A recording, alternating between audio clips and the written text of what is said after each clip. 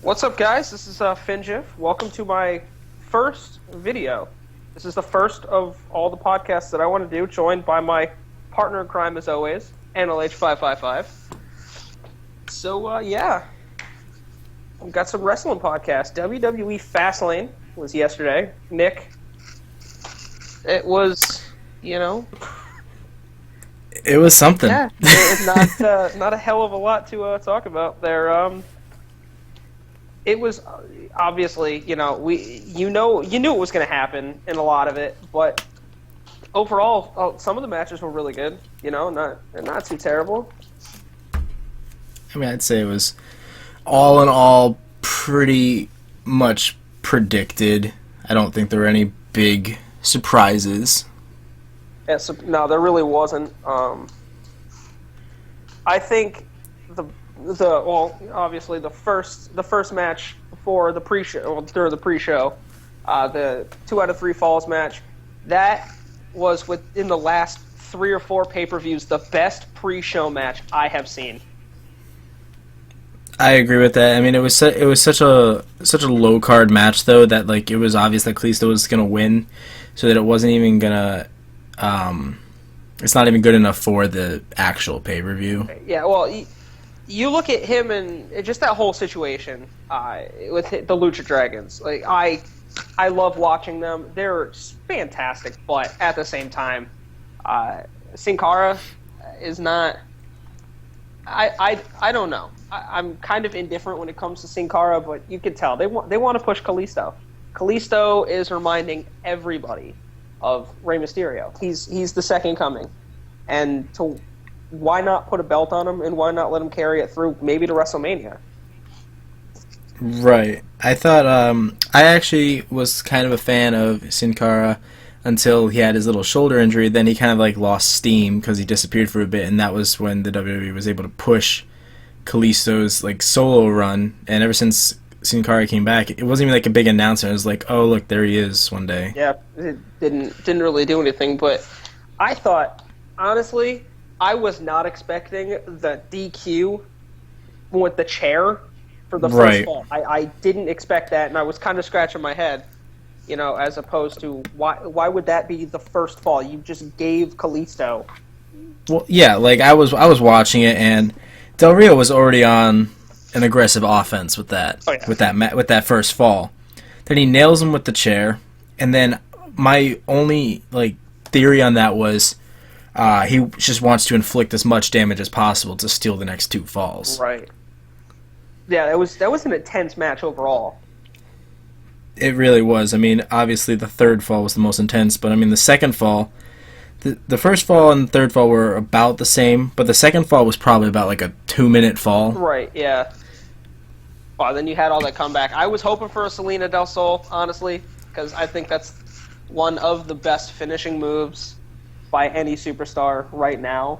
But, all in all, you can't really go wrong with that pre-match. No, you really can't. I mean, you saw in the third fall that Kalisto did go for that, but he he wasn't able to do it, and he ended up just he used momentum of attempting the finisher and threw Del Rio into the top turnbuckle. Yeah, and then he took the pin. Yeah. So I'm perfectly okay with them keeping Kalisto with the title. Definitely think that there's plenty of momentum. Maybe, who knows, this could be setting up for WrestleMania. Right, and I'm just hoping. I wrote down that I'm just hoping that it's the end of the feud between those two. Yeah, that'd be nice to see because I'm done watching that. Yeah, and then Del Rio can go do other stuff, and Kalisto can do whatever. But in all honest opinion, I believe that when John Cena does return, Kalisto will lose the title to John Cena. Yeah, that's pretty much. I think it's just a placeholder until John Cena gets better. Yeah. But I mean, who knows when that could be?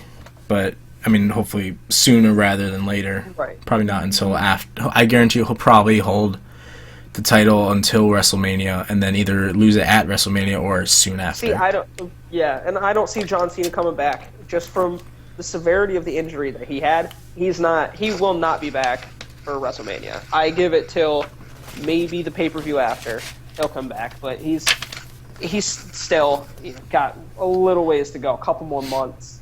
So. Right. I mean, I know he is trying, like, his hardest. Like, he did release a tweet I saw about the next 2 weeks being, like, really grueling and stuff because he wants to get back for WrestleMania, but I don't see it happening because I don't think he wants to risk going back on the well-staffed injured list. Yeah, well, clearly his arm couldn't have been too bad because he drove the pace car for the Daytona 500 yesterday.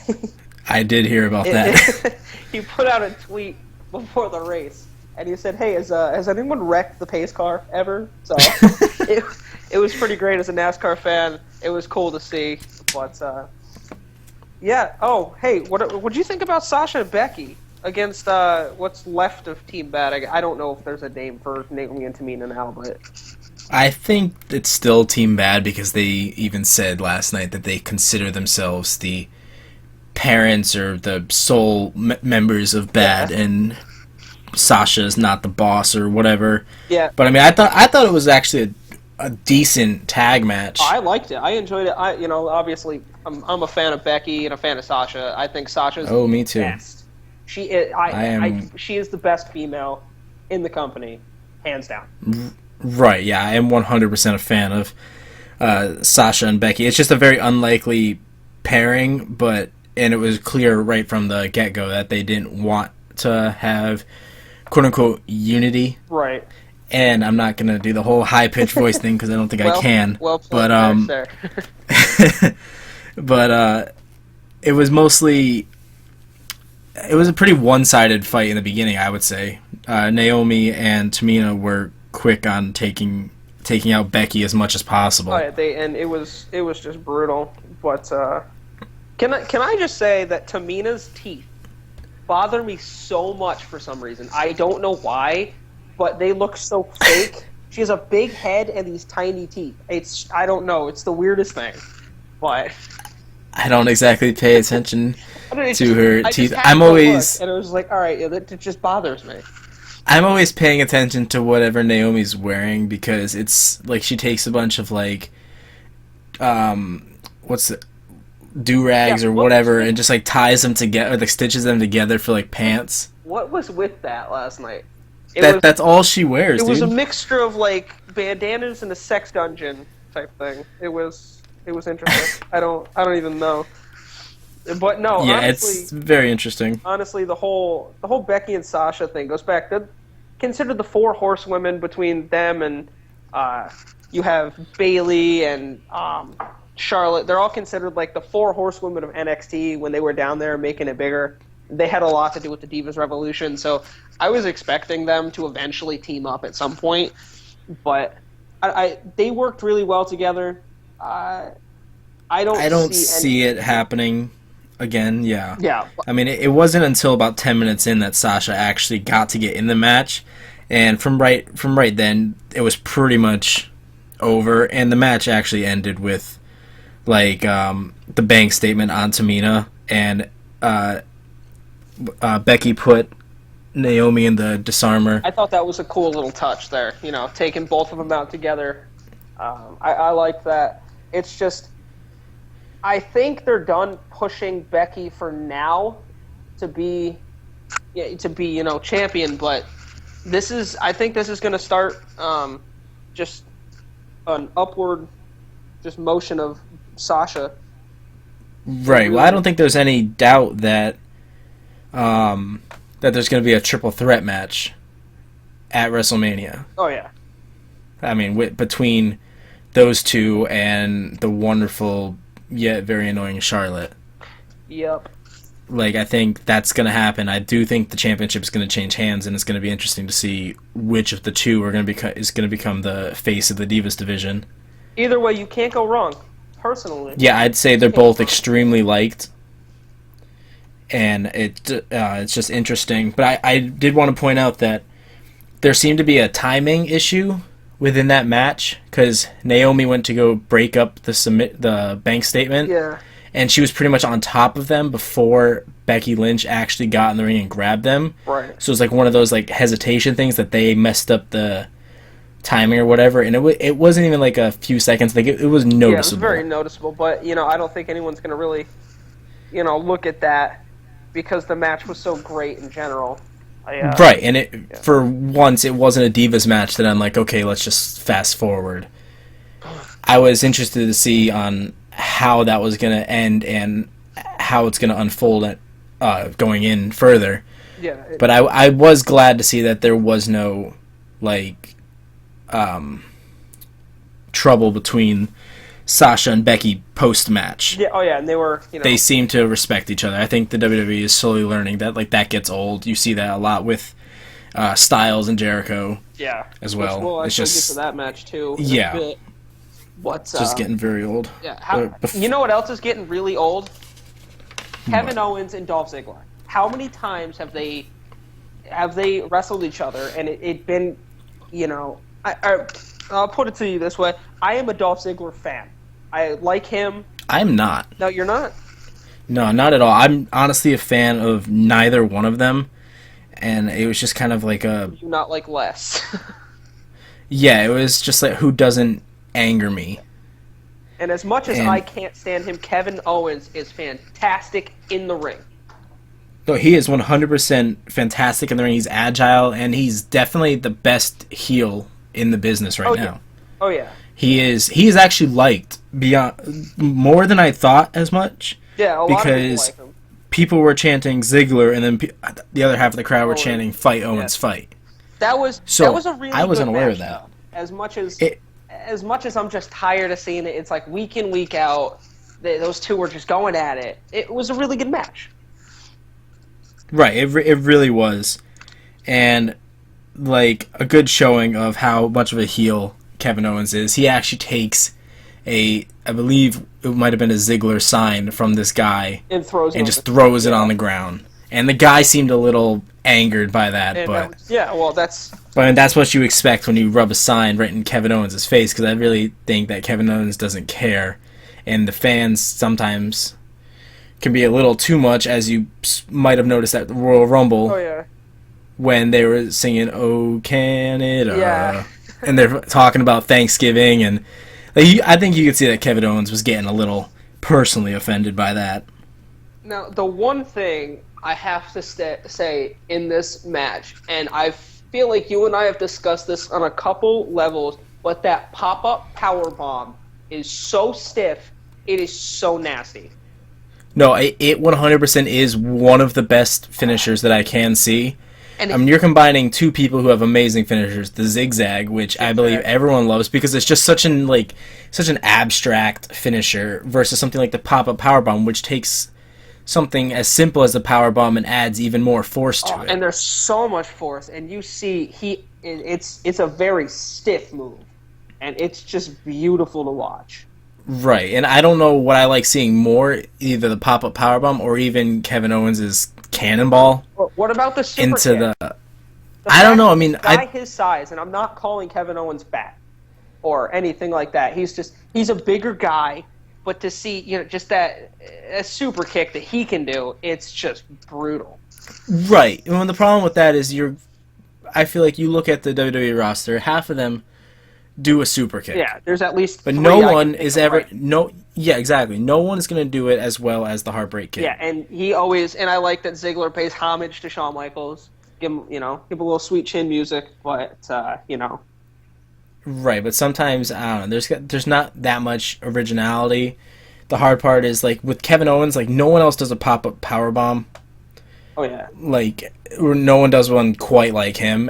People do power bombs, but I don't know. You don't see his cannonball into the bottom turnbuckle that often either. And for a big man like him, for him to just run and just flip right onto someone. Yeah, and he's very acrobatic off the top rope as well. He's front flips, back flips. And you even look at Ziggler's. Look at the Famouser. The Famouser was done by Billy Gunn, so it's not like he's unoriginal, but he's definitely paying homage to his favorite wrestlers, probably growing up. So it's right, but sometimes. Right, I mean, originality does need to be a thing, though, because you can't live in the past, which we'll talk about maybe a little bit for the Divas Championship.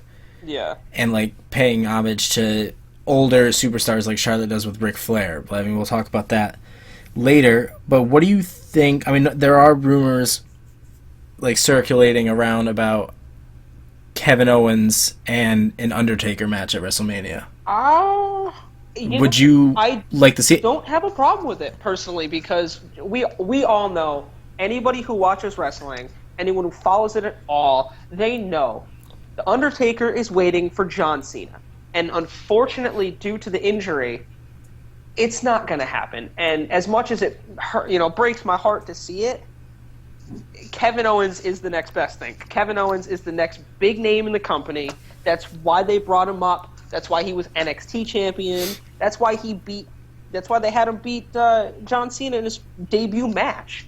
And it's better than what might happen, but I wouldn't mind seeing that at all. That'd be a great match. Right, it 100% would be, and I know I did read that the original match card was supposed to be John Cena. Oh, yeah. So that does suck that won't happen, but I mean, there is a slight chance, so I wouldn't say, because I think the match cards can change, like, the day of, if they have to. Oh, yeah, and I'm sure if John Cena... WrestleMania is 41 days away, so who's to say Cena won't come back before then? Right, and John Cena being who he is, he has great pull in the company. Like, I'm pretty sure he's one of the only superstars that doesn't work off a script. Oh, yeah. He gets to say whatever he wants, and because he's funny, he's original. And it's great to watch him, but I would enjoy seeing a Kevin Owens Undertaker match, because you would think Undertaker would just be a straight domination. Oh, yeah. In that, like, type of match, but I think Kevin Owens could give him a run for his money, and, like, we can talk more about the Undertaker at WrestleMania later, but it would be an interesting thing to witness. Right. Oh, yeah, absolutely. And speaking of, like, characters like that, what about the six-man tag with the Titans versus the Titans and the Wyatts? Yeah, the Wyatts. Yeah. I will admit, if there were any shocks, it was this match. I thought for sure the Wyatts were going to pull that one out. Right. Just by some stupid, like, thing that they've been working with for the last couple of, like, maybe months, where the Wyatts are getting their butts kicked and Bray interferes. And Bray did try to interfere, but it just didn't happen. Well, then he ended up taking a boot to the face by Kane. But did you notice, I don't know if you noticed, but I definitely saw it multiple times, that Byron Saxton was standing because Bray Wyatt took his chair. So yeah, exactly. The whole match, he's commentating standing up. I found that... Right, I did find that funny, because he could have just grabbed another chair, but I think they just want to point out the fact that Bray Wyatt is such a, like, scary type of person, or character, I suppose. Right. But one of my biggest questions from that, do you think the Titans are going to be a lasting tag team, or if it's just for this type of feud? Well, I don't understand personally what they were doing, if they were just trying to figure something out, because you've got three massive dudes, two of them in which have been there for 20 years, if not longer, and they're maybe in a year or two they're done. So I see that as just a kind of a filler at this point. Personally, I'm a little tired of them just taking the Wyatts, trying to make the Wyatts this big thing, and making them lose every single feud and every single pay-per-view. Bray Wyatt's 0-2 when it comes to WrestleMania.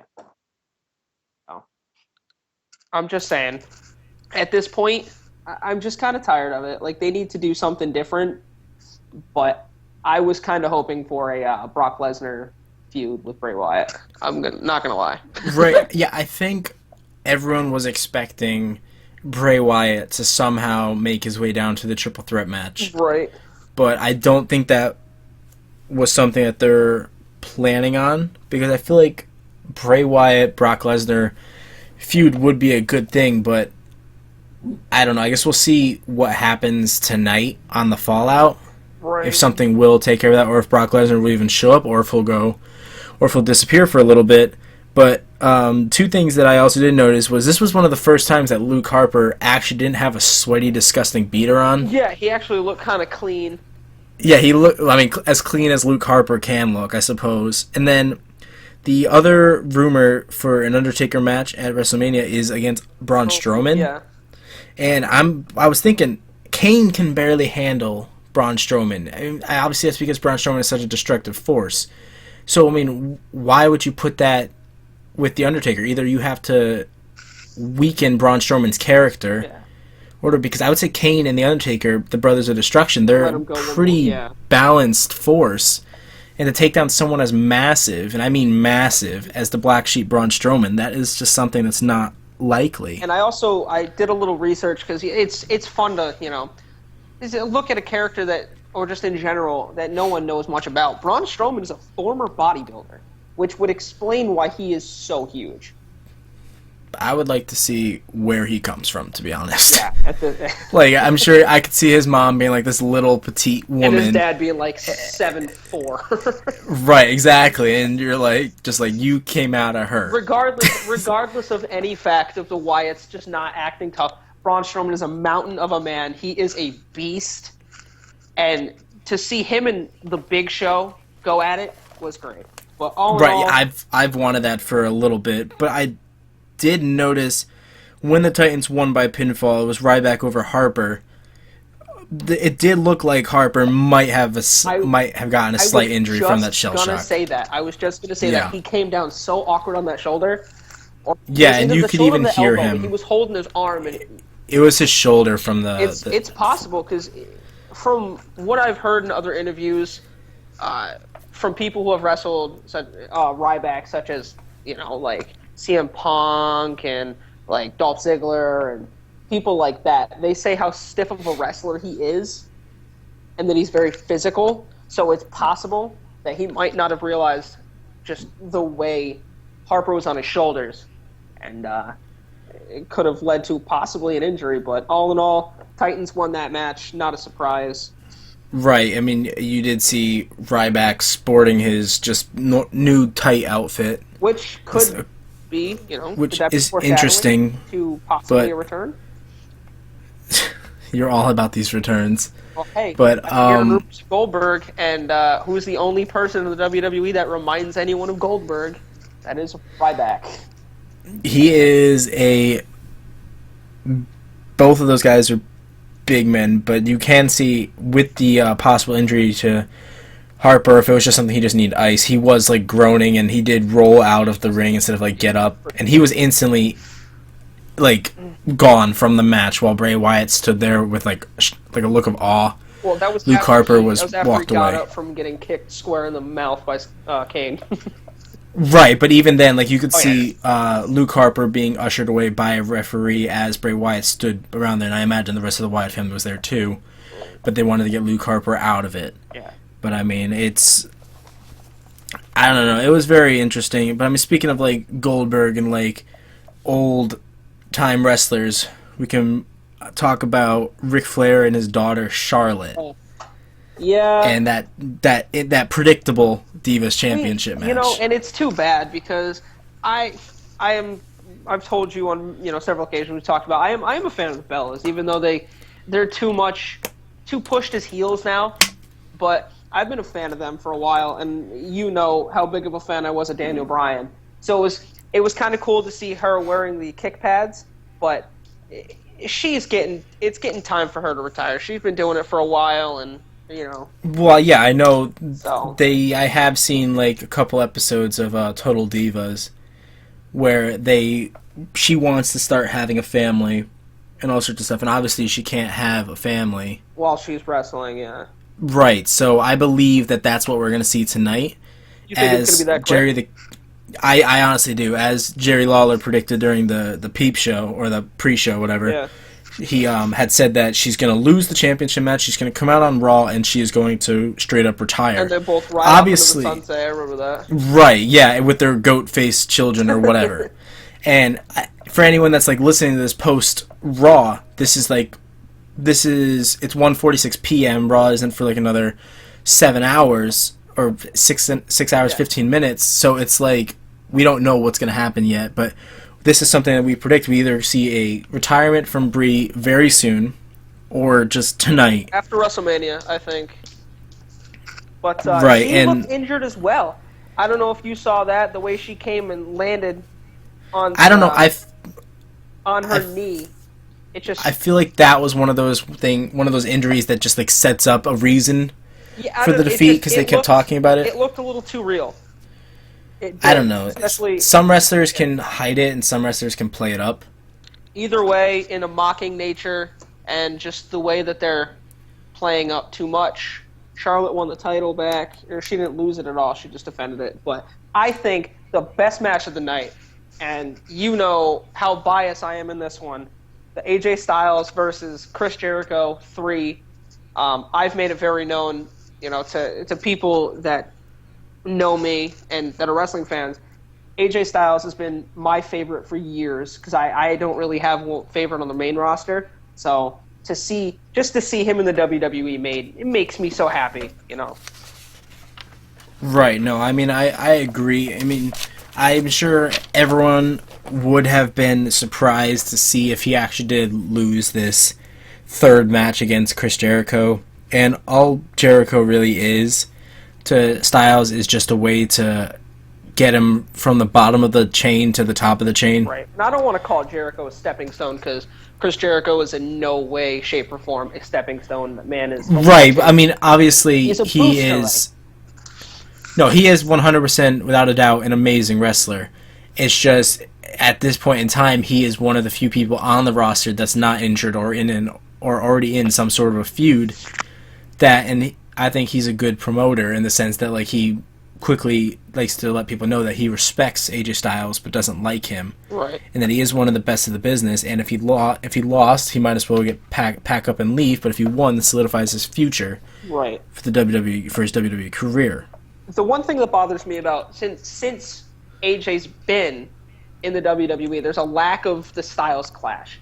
That's what I was just reading that note. Yeah, I did notice. It really is, and he did hit it finally. Yeah. Yeah, he's been here since the Royal Rumble, and he's had countless matches, and I believe he's only hit the Styles Clash twice. Yeah, it was against Curtis Axel on SmackDown, and then last night against Chris Jericho. But it's funny to watch him because if anyone knows anything about New Japan Pro Wrestling, it's where he was previous to this, and it's such a stiff promotion and just physical, and he's such a stiff wrestler. It's crazy to see the physicality because it looked like Jericho was in a lot of pain for most of it. Right, and pain. This match was another example of the dual chants that have been like coming across the WWE universe. You had a lot of AJ Styles and then Y2J. Yeah.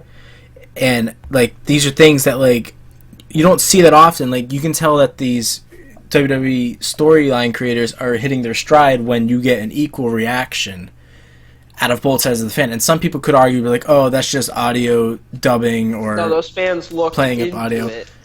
Yeah, some of those fans were really into it. Obviously, some of the fans are cheering for both, which personally bugs me. Yeah, you can't have your because you don't get exactly. Yeah, you either like one person or you don't. Like the people that, for example, John Cena. I will 100% always be a fan of John Cena. Oh, yeah, you got the whole let's go Cena. Cena sucks. Like you can't say both of them. No. Like it's one of those things. Like pick it or just like pick it and deal with it. Absolutely. And then an interesting part was I can't tell. I mean, it might be more obvious to other people, but I can't tell if Chris Jericho is a heel or a face, or if he's just like neutral. Yeah, I feel like he's more neutral than anything. Because he was being kind of aggressive towards AJ Styles when AJ Styles broke the submission hold, I believe. Jericho was holding him, and he kept telling him, "You are a stupid son of a and they bleeped it out, and exactly, and he said it like twice. Going back to a little the Attitude Era there. Right, exactly, and which confuses me why they bleep it out anyways, because it's the WWE Network. I doubt they really have to stay PG, and I wouldn't really say the B word is terrible. Yeah. Actually, that awful. Obviously, there's a lot of profanity is more and more integrated into like TV now. So right, exactly, and obviously, if the WWE won't say it, then we won't say it here. Right. but I don't personally understand why. But what I was mentioning earlier with the post-match confrontation things, Jericho looked like he was going to throw a punch, which you would expect. But then he just goes for the natural handshake, and I was expecting the whole like pull-in thing, like staring into each other's eyes, like passionately type thing that they've done for the last couple weeks. But they actually didn't. No, and you know what? I was on the opposite side of that. I was expecting the handshake, and I was expecting, a very, show, just a big show of respect between the two, because he's come across multiple times during the shows and said how much he respects them. So I think that was great. Nevertheless, always nice to see AJ Styles win. What do you think could be going on there for future for him? I think the sky's the limit. For AJ Styles, I mean, obviously, after the last pay-per-view, his feud with Jericho is done. He solidified his rank within the WWE roster. By beating So I think we could see tonight, obviously, a new feud starting because they want to keep him on the roll. I think maybe a potential Dean Ambrose, Roman Reigns type thing. Yeah, that would be... Take charge after that, and then maybe... I don't know. I mean, I could see... like this is far shooting, but I think what's best for business would be to turn this WrestleMania match into a triple threat: Roman Reigns, Triple H, AJ Styles. Yeah, slap a title on him. Like, because he's going to get a title. This guy is the hottest... He was the hottest free agent. He's the best in the world, in my opinion, arguably. He deserves a title, whether it be the World Heavyweight Championship or Intercontinental Championship or U.S. Championship. He could take it from Kalisto. Yeah, absolutely. I think that could be something. Yeah, exactly. I think by WrestleMania, he will either be in the running for a title shot or he will already be in position of a title. Right. I do not see him pairing up with any form of a tag team or anything like that, so that's out of the way. Which... honestly, speaking of tag teams, that goes into the New Day. Oh. And I don't know if I speak for everyone. Obviously, some people like them, but personally, I am getting sick and tired of the New Day. I love listening to their little promo cuts and all this stuff, but I hate the fact that they can be beaten in a normal match, just like Kevin Owens, but when it comes to a title match, they give them they always come on top. They always get some, like, cheating way of winning, which is what the WWE universe has become.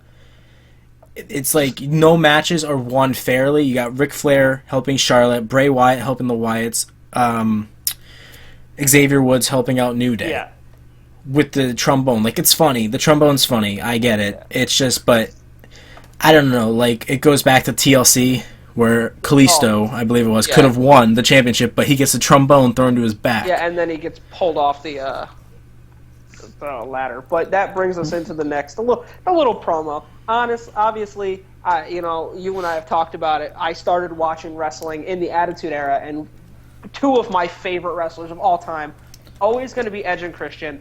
I love those guys. So it was cool to see them come back, but that promo was so bad.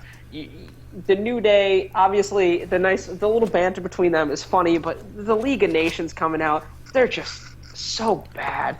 They're not liked. Nobody likes them. I think... It's just... I don't know. I mean, I could see a potential turn for the League of Nations. I mean, obviously, it would be hard to pull it off because you got people like Rusev and Wade Barrett and whatever, but I honestly think I could see Sheamus, like, flipping a little bit. I could see Barrett and Sheamus becoming face. Alberto Del Rio is hard. Rusev is hard to see his face, but I think that all that really was just another slot filler to promote, for people living under a rock, the Edge and Christian show that Totally Reeks of Awesomeness, which wasn't that great. Yeah, I'm going to go back and rewatch it a little later. I watched the whole episode just because I felt obligated to watch the whole episode. Right. But it was just kind of I mean, the next episodes look good, but for the first episode, it wasn't off to a great start. But I think all the Cutting Edge Peep Show was to promote some sort of a new feud between the New Day and the League of Nations. Right. But the part that did get me, two things that made me laugh, were Alberto Del Rio with his constant calling everyone a dog. Yeah. in Spanish thing that makes me laugh. And then when Big E was doing his little twerk thing with Kofi Kingston, Edge pulls out a wad of singles. Yeah, it starts and just makes it rain on them. I was dying. They're all picking up the money, but yeah, Big E didn't even realize it until he like turned back around, and he's like, "What are you doing?" He's like, so I feel like that's one of those things. Like it's hard to tell. Like you wonder, like, oh, is that scripted or is that just them being naturally funny? Like that's just them. But yeah, I don't want to spend too much time on that. It was waste of time, and I don't want to spend too much time about talking about the next filler. You know, the social outcast versus RTruth. Everybody loves RTruth. He's like everyone's crazy uncle. Social outcast. They're just. I think everyone wants them to succeed, but at the same time, they're low-card guys. You know, it's just trying to do something, but... And the best part about... The only purpose I could see this match was, one, showing that RTruth is able to count to 4. Yeah. He is, in fact, able to count to 4. He showed that very in the beginning. But I think that they are... slowly pushing the golden truth thing that needs to happen. With Goldust. It really does. Yeah, that either, and I said, what other point was there to do that other than like an alliance happening very soon? And I'm getting to the point where I'm getting kind of irritated about it. It's like either make the alliance or don't make it. Right. They've spent since Royal Rumble, maybe every episode of Raw and SmackDown, some promotion about promoting this golden truth. Yeah. And RTruth only lost the match because of Goldust. Yeah. And it was a very... it looked like a very, just planned out. And it was just kind of dumb because I think that they would be a very funny tag team. They could rival... Because RTruth is a funny, likable guy, but he is also a low-card wrestler. Not only that, you look at him, look at the shape that he's in, you'd never know he was 50 years old. And he moves better than a lot of people my age, and I'm in my early 20s. So it's right, exactly. And I think that something like RTruth and Goldust, and maybe finding 2 other low card wrestlers, or even just that, and taking on the Social Outcasts, that could be a good feud for them. But personally, it's not a feud that really makes much of a difference to have an impact on anything else. I think it's just a way for them to get in the running. I mean, like maybe I could see Zack Ryder hopping in with them. Yeah, and bringing up maybe could that be the start of the Hype Bros, getting them up? Because the only reason that the Hype Bros are big in NXT is because of Zack Ryder. I like Mojo Rawley. He's good, but he's not believable enough. So that could be a thing. Get Zack Ryder away from that. Possibly bring him up more, but I don't want to spend too much time on this one because it was kind of lame. Goldust cost RTruth the match. Curtis Axel wins. But what I really want to talk about is that main event. That was something. I mean, I knew going into that match it's gonna set the precedent for how Reigns and Ambrose are gonna operate. For anyone that doesn't know, Reigns did win pinfall over Ambrose after a spear. Yeah.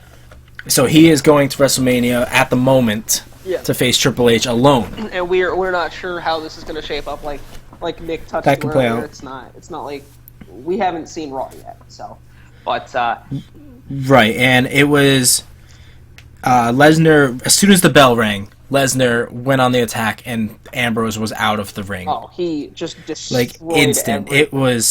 He hit Reigns with a suplex. The total count of suplexes by Lesnar was 9, with 5 going to Ambrose, 4 going to Reigns, and then an F5 to each one of them. And it was brutal. I thought the best was just watching them team up and then go at each other. It was like they could have done that a little better. But I do like that they tried to, quote unquote, bury the beast. I mean, Brock went through 2 announce tables. So it was clear from the beginning Brock Lesnar was not going to win that match. He was just a filler in it. It's trying to thicken the plot and the storyline for Ambrose versus Reigns. But and I think that's good because we'll be able to see if Ambrose is going to be bitter tonight, or if he's going to respect the match, or if nothing's going to happen with it, if they won't even touch on it. Because the big talk was, is the Brotherhood gone? They didn't even touch on that. I don't think so. And that was I don't really think, because, there wasn't really any, problem with the match. No. But, I mean, it definitely was that Lesnar was out of the match long enough for the fans to get a reaction. And like you were saying before we even started recording here today, that the crowd reacts so negatively to Roman Reigns, but the WWE creators just want to push him. It's like what we think and what the universe wants doesn't matter to them. As much as I hate to say this, because I am a John Cena fan, I have been forever, it's John Cena 2.0. And they're shoving it down our throats saying, this is what's going to happen, and you're just going to have to deal with it. And it's such a negative response. You're in Ohio. You're where Dean Ambrose is from Cincinnati. And obviously they were going to boo him when he lost. So, or when he... Right, and I don't personally. I think it varies by where they're recording, but I don't think Roman Reigns is hated. I think not like someone like Sheamus or Alberto Del Rio. I think he is liked. It's just compared to Dean Ambrose. Dean Ambrose is on such a whole different level, but I don't think Dean Ambrose can pull off being the face of the company. You got Roman Reigns; he's this big guy, but then Dean Ambrose is just like the crazy, like quote unquote sidekick. Yeah. To him, and like it shows that he can't handle Lesnar like Roman Reigns can. Yeah. And I mean, obviously it's written to be that way, but still, like, but Ambrose is ballsy. That's the thing. Yeah. Like he looked Brock Lesnar right in the eyes and slapped him across the face. Yeah, absolutely. And then Lesnar picks up Ambrose for a German suplex, and lifts him a foot off of the ground and throws him like a rag doll. Yeah. It was ridiculous. You know, as a mixed martial arts fan, you know, like myself, watching Brock Lesnar do that and then watching him in the WWE is very close. I mean, he German suplexed Reigns and Ambrose at the same time when Reigns was going to do a Samoan drop on Ambrose. But that's the type of physicality that he has as a mountain of a man. He is just a freak athlete, and to see someone like Ambrose, obviously it's great to see Ambrose stand up to him and do what he did. But like you said, there's no way he could go in a main event match 1-on-1 with him, and anyone expect him to win. You know, right? I mean, you put an Ambrose Triple H main event at WrestleMania. Yeah, that looks good on paper, but to put someone like Ambrose against Triple H, who is a massive person, like that is just it's not realistic. Right. And obviously he can hold his own, like we're saying here, but it's not going to work. And as much as I think the universe wants to see it, we're better off in a way with Roman Reigns. And like you said, I don't think he's hated. I think everyone is just sick of them they're trying so hard to push him as the face of the company.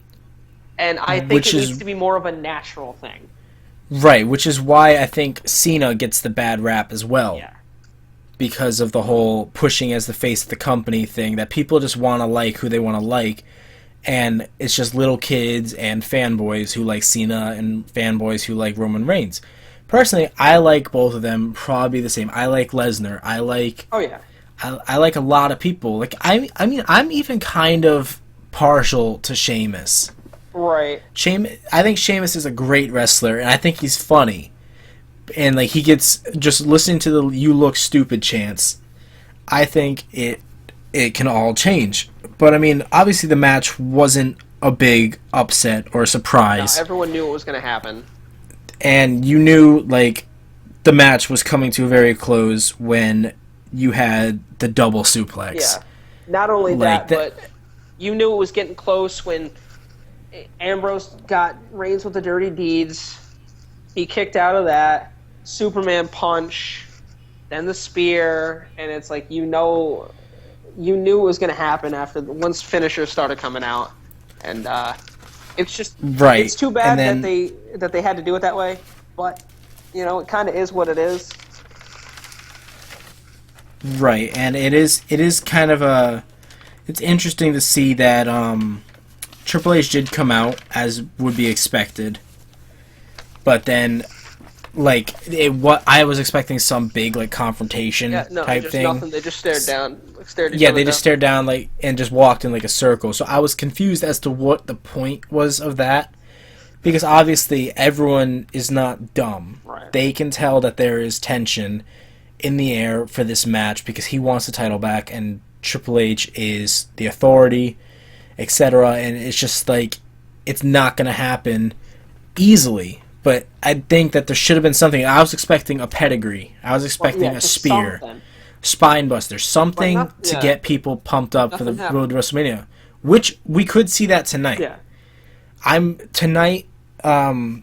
Moving into Raw tonight, there's going to be a lot going down. Oh yeah. First off, you got the fallout of last night, of Fastlane, and then the Vincent J. McMahon Award of Excellence or Legacy of Excellence, whatever it's called. That is a very prestigious type of award. And then you got new feuds because that was the last pay-per-view until WrestleMania on April 3rd, I believe it is. Yeah, so we have 41 days. So right, and that doesn't seem like a lot, but considering how fast stuff can move in the WWE, that could be a big thing. Someone could get injured halfway through to this, and they have to change up the whole card like they had to when Seth Rollins blew out his knee. Yeah, absolutely. And that was supposed to be the feud for Reigns winning the title, but obviously, injuries happen in a sport this physical. Right, and I think that they were able to kind of build it back up, because if Seth Rollins did not get injured, who knows how this would have all went down, because he got injured, that started the whole Roman Reigns versus Dean Ambrose brotherly confrontation thing with the tournament, right? And then they were in the finals for the championship itself, and then now they're trying to bring it back, and I think they're pushing for a Ambrose heel turn or something like that, but I honestly don't think Ambrose can pull off being a heel as well as someone like Roman Reigns could. I think Roman Reigns needs a heel turn, personally, with his character and his size, just his overall presence. I think his character needs the heel turn. Right, and he's already not liked by most people. So, and you could set that up for a heroic face turn again. And not liked compared to Ambrose, I should say. But that could also bring more people liking him in the sense of... Right, because there is a such thing as people liking heels. I mean, look at Kevin Owens. Oh, yeah. But then, about the Vincent J. McMahon Award, it's going to be announced, I think, at the beginning of Raw. I'm not going to be able to see it because I do have to work. Yeah, as well as I do, but I am recording it. I usually work on Mondays, so...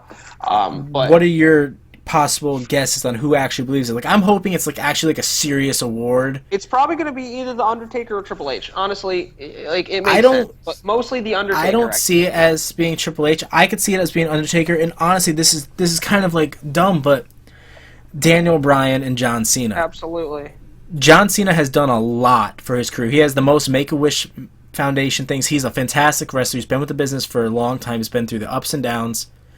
Then you got Daniel Bryan. When he retired last week, there was not a single like dry eye in the audience. Absolutely, I was watching it, from home, doing the yes chant in my bedroom by myself at like 11 o'clock at night. Exactly, and I mean, like I have never seen I honestly have chills right now because I've never seen an audience be so into it. Like there was maybe a handful of people because they were recording or something like that weren't chanting yes. Right.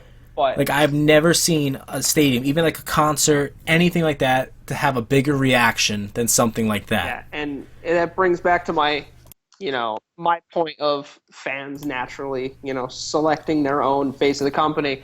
And you and I have discussed this. I've said I think previous in this podcast already. I am a fan of Daniel Bryan. I always was.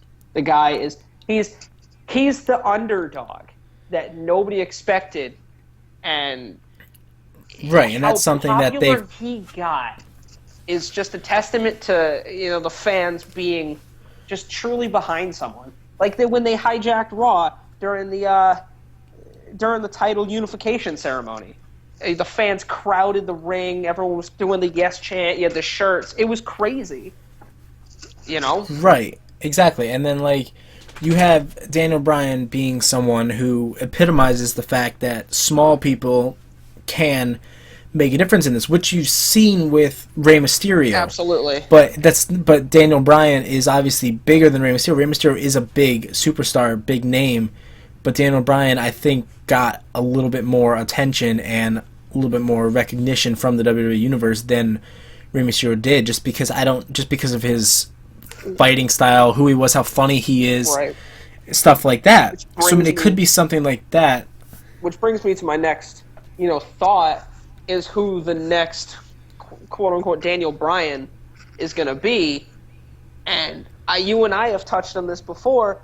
I think it's going to be Sami Zayn.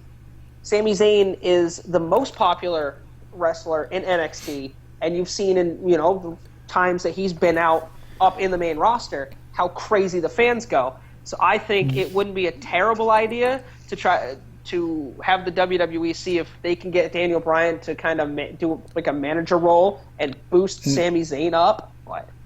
No, I 100%, I could see that happening, yeah. But then there's also the name of Finn Balor. The most biased thing ever, who is my favorite wrestler in the NXT. Exactly, and I think Finn Balor or Sami Zayn could pull it up, and like you're saying, Sami Zayn did get a huge reaction at the Royal Rumble, and he shocked Kevin Owens, which is why I think Sami Zayn could be coming up very soon for a Kevin Owens feud. Right. But then there's also the issue that Finn Balor, I don't want to say he's wasting away in NXT, but he can be doing so much more in the WWE. Absolutely, and the amount of time he was, everywhere else, he's been doing it for 15-something years. All the time he spent in New Japan and everywhere right, else, and they're breaking definitely his body down. Right, and there are definitely rumors that the last number one contender match against Samoa Joe and I think Sami Zayn, right? Yeah. That there was no winner, and William Regal, I saw on YouTube, he is looking into it to figure out a winner. I guarantee you Sami Zayn is going to become the winner of that. I think it's going to be another Samoa Joe match.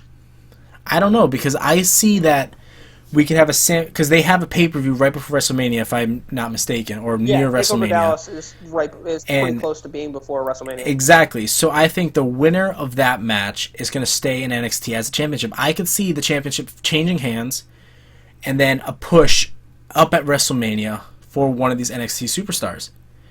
And because the WWE needs more superstars, it needs a return. Yeah, and I said that to you yesterday. We were talking about that, and it's the roster. As much as I like a lot of the guys on the roster, it's too stale. They need fresh faces. They need all that talent in NXT. I don't know if any of you guys out there watch NXT. You know what I'm talking about. It's most of the time better than watching the main roster shows, because it's pure wrestling. And there's so much talent down there that I think they're wasting a lot of time and a lot of the younger wrestlers' potential with keeping them down there and not bringing them up.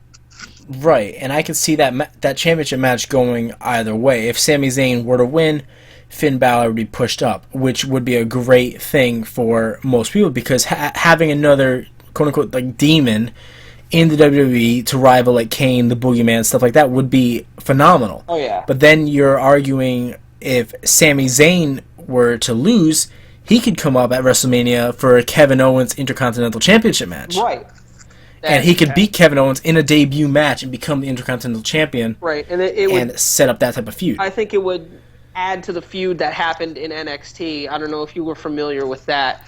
They feuded for the championship, and yeah, I know brief things about that. Yeah, that was a great feud, and they touched on it a little during the Royal Rumble. So at this point, anything can happen. I personally think the next superstar or superstars, for that matter, that should come up is Enzo and Cass. Enzo Amore and Colin Cassidy as a tag team. The tag team division is just slowly dying. It's imploding. And I think that they need more of like the actual tag teams. And Enzo and Cass are great. Also with American Alpha, you bring those two up, you got a whole new ball game for that tag team division. Right, and there's definitely a bunch of different ways that they can go with this. Personally, there are things that they need to change, things they need to fix. And, for example, a good example of things that need to change is the whole Ric Flair thing. That needs to go. They need to stop playing up Ric Flair. He's interfering in too many matches. He's honestly creepy at this point because he just looks like hammered. And no disrespect at every single pay-per-view. And no disrespect to Ric Flair, two-time Hall of Famer. I am a fan. I am a fan of Ric Flair. It's just there are certain points when you can't live in your dad's spotlight. Absolutely. And I think Charlotte is genetically superior to most divas. Her that is a given. Her athleticism, just her exactly. overall presence. I don't think that they need to use Ric Flair as a way to push up her career. I think she can do it on her own. And honestly, I would like to see a face turn of Charlotte because her as a heel is kind of annoying. Right. It's like, I know that's the point of a heel, but there are other people that can pull off a heel better than Charlotte, like Paige. Paige is back to being a face, kind of. Right, and I'm glad you mentioned Paige. I'm really glad you mentioned that because there has been a lack of seeing her, and I think she's one of the more popular divas, and it was interesting at best to see her lose her first match back in a while to Summer Rae, who hasn't wrestled in forever. So that was just a weird thing, but I think they need to go back to what works with this whole Charlotte thing. As you were saying, I can't do it with her. She's just, the WWE is playing up this Ric Flair's daughter thing way too much. So I think she needs to lose the title, work her away for a bit, and then bring her back as something different in a way. Right, the Women's Championship or the Divas Championship, whatever it's called now, that needs to change hands, and the WWE World Tag Team Championship needs to change hands. They have been in the same hands for long enough that it's become stale and no one cares about it, like you're saying. Yeah. And I think Sasha Banks. I'm just going to go ahead and throw it out. I think that's where the title's going to go. Sasha Banks. That's what I would say. I could see Sasha Banks is best. Highly liked. Like any Divas match, I guarantee you, someone's chanting, "We want Sasha." Right. And as much Sasha is the hottest superstar or the hottest diva in my opinion. That she can do anything. She has full fan support. Right. Heel, face, she just has that like attitude that everyone gets behind. Absolutely, and I think also to build up just the Divas division in general, and I think you've touched on this before in previous conversations we had. It's time to bring up Bayley.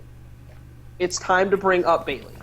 It definitely is, but so loved, and she is such a great wrestler. I think it's time she comes up, not to win a title automatically, but to add some flavor to that Divas division on the main roster. It's just, it's too boring, too stale. The only hard part with something like that is, like obviously you follow NXT more than I do, but it's the same reason with Finn Balor. You have to find someone who can be the face of the company. And I think that's what they're doing with Carmella right now. Right, yeah. From what I've understood, she's had the matches. And, like, you can't just give a big title like the WWE Championship, Divas Championship, NXT Championship, etc.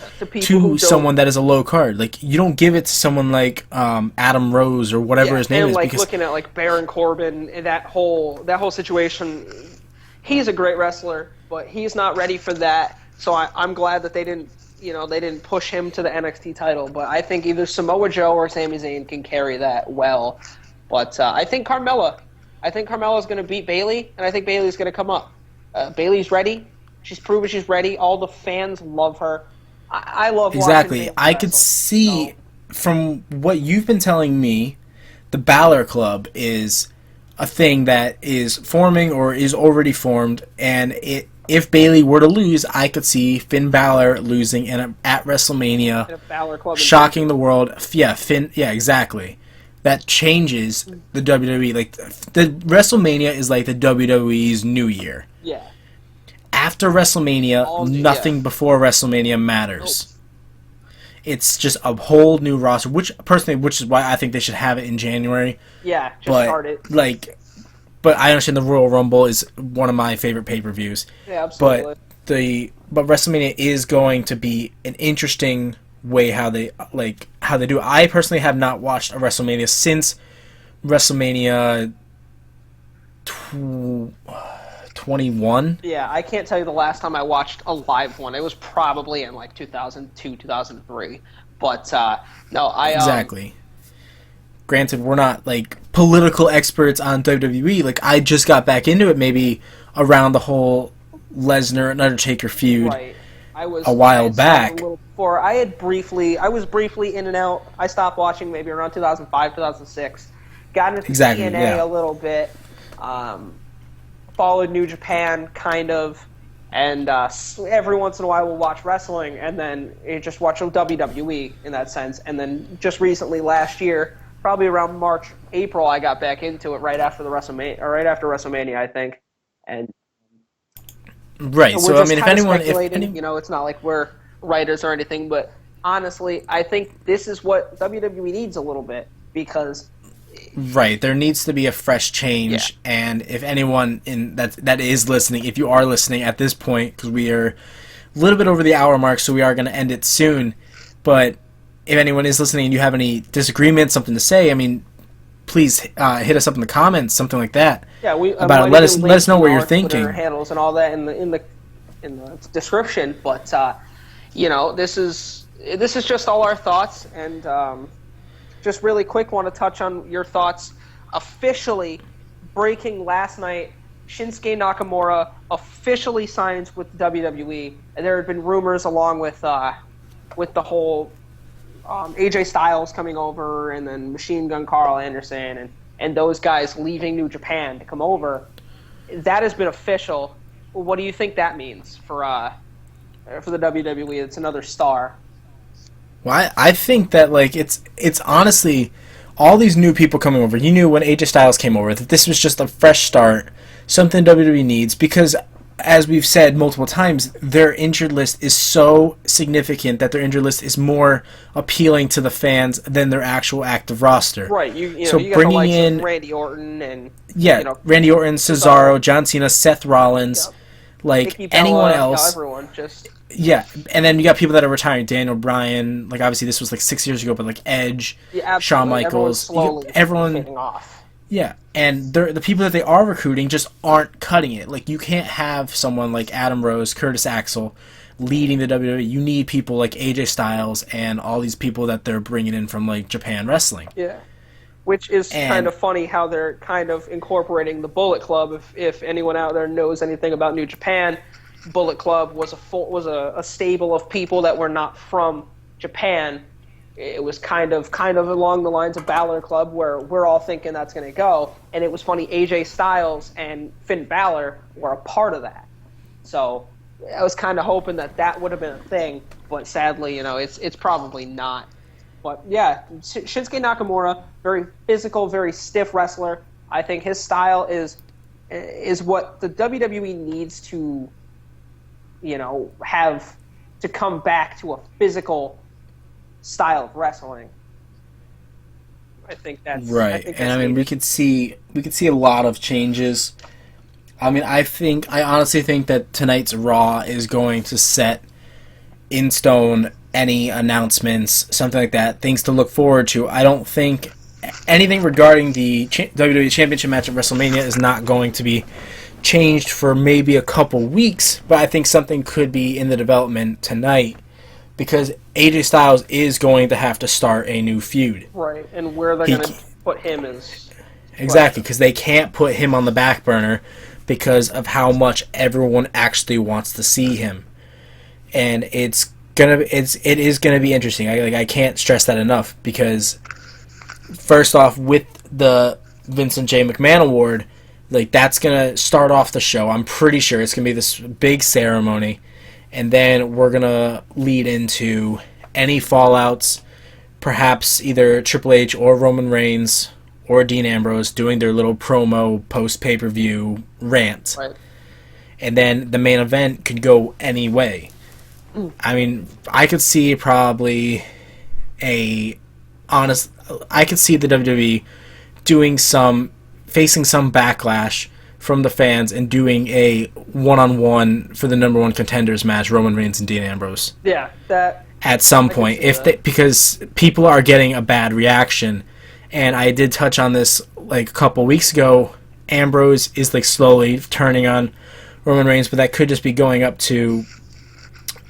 That could have just been going up to the pay-per-view, or it could be them just the WWE. I mean, feeling the air, how people feel about Roman Reigns being turned on by Dean Ambrose, which from what I'm hearing from the fans by watching these shows, is that it's generally a positive reaction. There's you don't have to make one of them face or heel. Just make them face or heel against each other. Absolutely, and I think it's time that, and I love watching those two together because they work so well, and we saw that with their time in the Shield and how that whole situation went down. But it's time to separate them from each other and let them go their own way. I'm glad you mentioned something about the Shield, though, because I think that was their original plan. I think you had touched on that, and I thought that, and I heard that from a bunch of people. Before Seth Rollins' injury, because they had the entire match card up until WrestleMania planned out. I think a Shield reunion was in the making, and it might because they had them do that. They had them do that 1 3-on-3 tag a while back, and I think now with Seth Rollins gone, that changed everything, and they had to go to a completely different direction. Right. And they had to eliminate Seth Rollins from the plans, and the only way to come up with that is to eliminate what's left of the Shield instead of bring it back together. I mean, it's not like it's not possible that they won't do that at any point, reunite them, but I think at this time, it's better that they separate everyone, because look what happened with DX. If you want to talk stables that have separated and come back, they separated, and then they had feuds where they hated each other, and then they eventually, brought that whole group back. So it's not like it's out of the cards. It might have been one of the more popular stables in the past few years. So that's always possible. It is not like a secret fact that the WWE does like to use like recycled like storylines. Yep. Because I could see something like that happening. Like you're saying, the whole DX feud, you got the whole Shield feud, then them coming back, then them breaking apart, and then it's just like tag teams come and go. Oh yeah. And what's annoying is there needs to be a tag team that stays around, like the New Day. I honestly would like to see New Day doing something else other than being just the comedic whatever. But I mean, all this is breaking too far from like the subject of like Fastlane, because this is all like real hypothetical stuff, but anything that's going to go on tonight is just completely up in the air. We've only just been able to tell you our specific thoughts on it. Right. And just one quick thing before we end, because I know we're getting close to that time. But like an hour and 10. What are your thoughts going forward with the Authority? Like real quick, you want to touch on that? If that's going to be a thing for much longer, or are they going to get rid of it, or what do you think? I'm not too sure, because I don't see that changing anytime soon. I mean, because you need the Authority. I think everyone is a fan of Triple H. I don't think anyone's a fan of Stephanie McMahon. Right. Triple H, whether he is face, heel, Authority, wrestling, whatever, he is odds on like a fan favorite. Is he a Hall of Famer? No, because he's not. Because he's still wrestling, but he is a future Hall of Famer regardless. I think personally, the idea of the Authority is really good. It's just the writers and all that at the WWE are just making it so. They're just making it too overbearing, and I think getting rid of it wouldn't be a terrible idea. Right, and we have seen people lose their authoritative roles with Kane, with the director of operations, with his whole Seth Rollins feud. AJ Lee was a GM for a while. Exactly. And then what's that guy's name? John whatever. John Laurinaitis. Yeah. Yeah. He had his authority, and then that was stepped in by CM Punk, John Cena, and it's just like I can see something changing, but it's just going to be hard because they can't really play that off because it's no hidden secret that Stephanie and Triple H are married. So I don't think, and as weird as it is, these writers incorporate the marriages of these people into their storylines. Right, as we saw with so Daniel you can't Bryan split someone up. And Brie Bella, that whole feud last night, they played that up so much. I mean, to the point where Brie even wore Daniel Bryan's kick pads from WrestleMania. So. Right, so I mean, I could see a switch from like getting rid of the Authority, but I don't see it happening anytime soon unless they can come up with a good way to get out of it. Like maybe a disagreement with Vince, something like that. But then someone has to take over as GM, because technically, effectively, that is what Triple H does. He's a GM of both and not only that, but in things. Also as an actual part of the company, he's VP of operations. He's right there. To whereas, it's no hidden secret. He's how Vince McMahon is 70 years old. How much longer is he going to want to be a part of the company?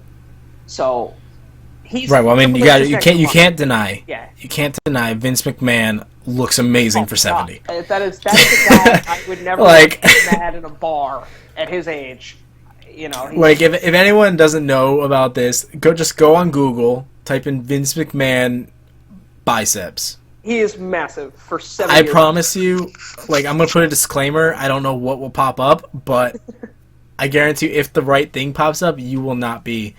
Like, you got to keep in mind that this guy is 70 years old, and he is just fantastic at, like, what he does. He has such a big, like, character in the show.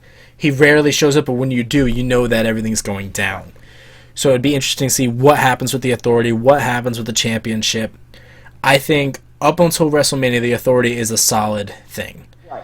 Well, I think like post WrestleMania, maybe. It's more of a thing of it needs to change in some way. Like, I'm not saying... I could even see it changing if Roman Reigns beats Triple H. I could even see it like Vince McMahon being like, wow, you can't even beat him, blah, blah, blah, blah. And it's just like, then it just goes downhill. Like, the Authority, like, people look at the Authority and be like, wow, this superstar beat this Authority. We don't have to listen to the Authority. Right. So, like, it can just bring back a lot of things. But without Seth Rollins, the Authority has, like, no purpose because he was, like, quote-unquote, the man. And I don't see him returning as a heel. I see him returning as a face. Dude, when he returns, he is going to get an electrifying thing. Oh, yeah. Well, yeah. Oh, and there's no doubting his ability and how much he's liked. Speaking of electrifying, I want to talk about this, and then we will wrap it up. The Rock. What role do you think we are going to see him play at WrestleMania? It doesn't matter. It's The Rock. All right, fair enough. I suppose that does answer that question. I don't know. Personally, The Rock was my favorite growing up. So, for me, just personally, I don't care what role he plays when he's there, and that's all that matters. No, I 100% agree.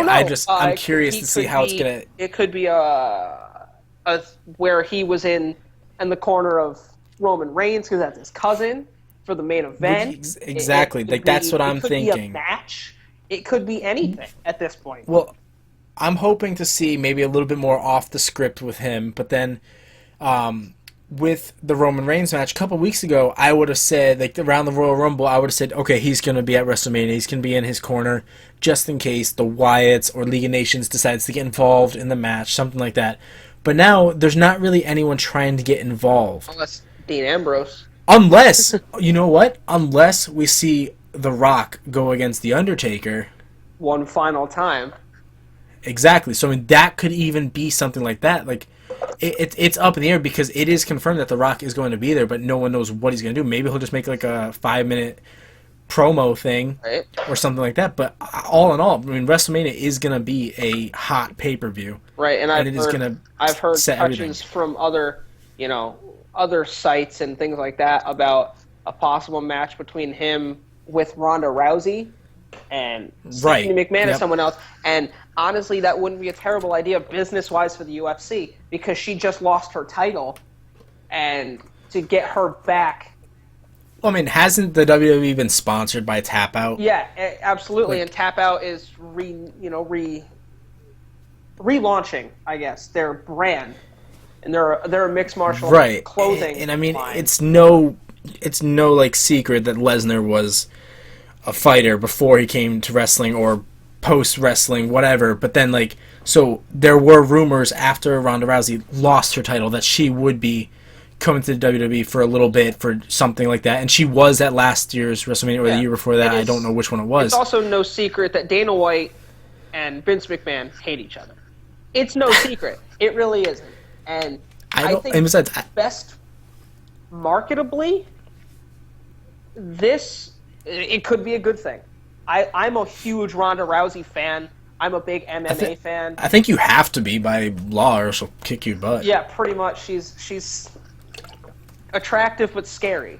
So, but those are deathly like qualities right there. But I mean, I guess we'll see what happens. I mean, it doesn't. That'd be cool. I wouldn't mind that. I mean, these are like high hopes for people watching or listening rather, but they're not out of there because we have seen the WWE do some crazy stuff. Let's not forget the Mayweather and Big Show angle. Right. So I don't know. Yeah, no, I think that about wraps it up though. Like I said, this is our first podcast. It's going up on my channel. I'm pretty sure. NLH 555 Nick will be putting it up on his. This is a series things that we want to do. So if you guys want to stick around, please, subscribe, like, post in the comments, anything. Just show that you want to hang out with us. Definitely post in the comments. I mean, if you think we're talking out our like butts or something here, I mean, we are just from 100%. We're like trying to be as unbiased as possible, but it's not happening. But so I mean, just tell us what we're wrong about, what we're right about, what you think can happen, etc. And I mean, share this with some people. And we'll just get this out because obviously there's a lot of different types of podcasts out there, but it would be cool to have like a good following for this and just to talk with you guys. And and I know Nick has a Twitch channel, so maybe we could even eventually this gets big enough we could possibly do a live stream Q&A and just hang out. I mean, I play WWE on the Twitch channel, and I have spent hours talking about wrestling about like this stuff too. So yeah, you guys. So I have no problem. Come and just be a part of our craziness because we're doing this for fun, and hopefully you guys stick around. So, like, subscribe, come check us out a little more. So, on that note, Nick, always a pleasure. And always a pleasure, man. We'll see you guys next time. Adios.